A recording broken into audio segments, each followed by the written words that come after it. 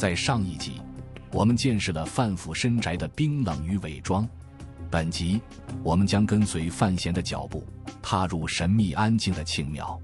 在那里，没有权力的算计，没有冰冷的面具，只有一段意想不到的邂逅。我们现在开始。The morning sun rose slowly over the capital, casting long shadows across the stone streets. For Fan Xian, the city was a giant chessboard where every move could be his last. He sat inside a moving carriage, the rhythmic sound of the wheels filling the small space. He was heading toward the Qing temple on the outskirts of the city. His father had instructed him to go there to pray for good fortune, but Fan Xian knew that in this city, no instruction was ever simple. Through the small window, he watched the world go by. The streets were bustling with merchants and soldiers, all busy with their own lives. But inside the carriage, there was only a heavy silence. He leaned back against the cushions, his mind racing. He thought about the cold faces in Fan Manor and the mystery of his own identity. He felt like a traveler walking through a thick fog, searching for a single spark of truth in a world built on lies. Who sent me here? And what are they waiting for? He whispered to himself. The Qing temple stood on a quiet, isolated hill, far removed from the noisy city market. It was an ancient structure built with heavy stone, radiating a sense of peace and forgotten power. As Fan Xian stepped out of the carriage and walked through the main gate, the air changed immediately. It was cool and carried the faint, sweet scent of burning incense. Unlike the Fan Manor, there were no guards standing at the door and no servants whispering in the corners. He walked slowly through the grand halls, his footsteps echoing softly on the polished floor.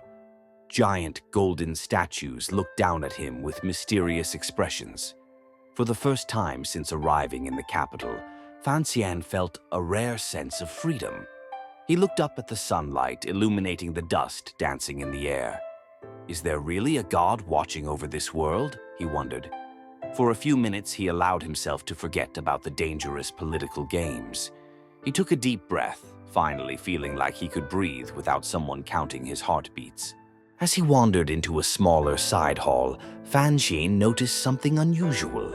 The incense here was fresh and the candles were recently lit, yet the room appeared to be completely empty.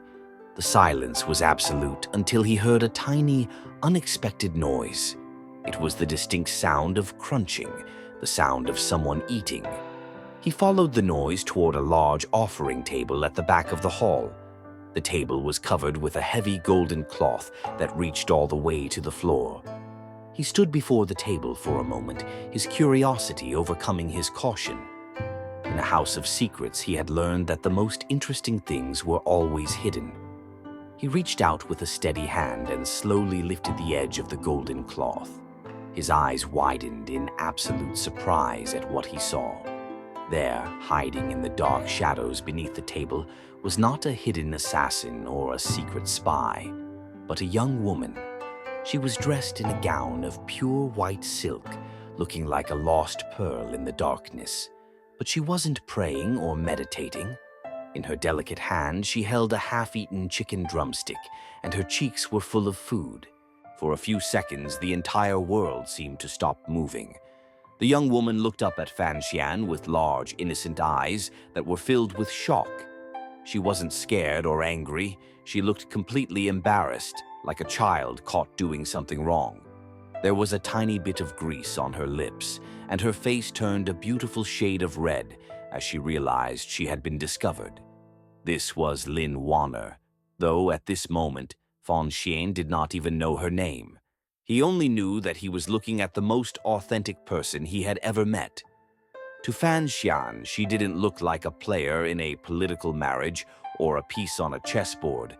She looked like a dream, pure, beautiful, and startlingly real. She wasn't wearing a mask of silk and jewelry like the women in Fan Manor. She was just a girl who was hungry and decided to steal a drumstick from the gods. He stood there, completely speechless, his heart beating with a strange new rhythm. The The clever words and the protective walls he had built around his heart suddenly vanished. In that quiet, incense-filled room, the famous bastard of the Fan family forgot who he was, captured by the simple sight of a girl with a stolen drumstick.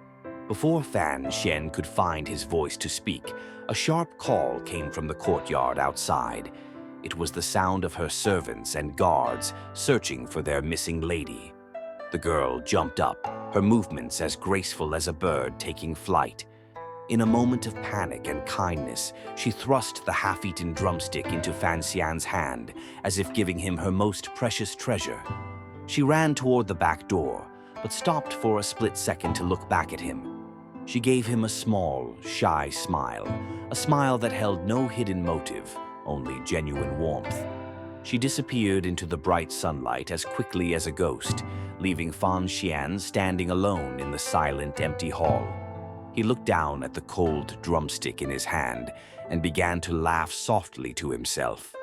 The weight of the capital, the threats of his father, and the danger of the future all seemed to fade away. In this cold and treacherous city, he had finally found something that was worth protecting at all costs. As he walked out of the temple, he realized the game had changed forever. He wasn't just a survivor anymore. He was a man who had finally found a reason to stay. 太棒了，你又完成了一次高质量的语言进入。不要去纠结记住了多少单词，只要你听完了，你的大脑就已经在悄悄升级。英语不是学出来的，是听出来的。如果你喜欢这种学习方式，请点赞并订阅。坚持下去，继续看下一个视频。我们下一集不见不散。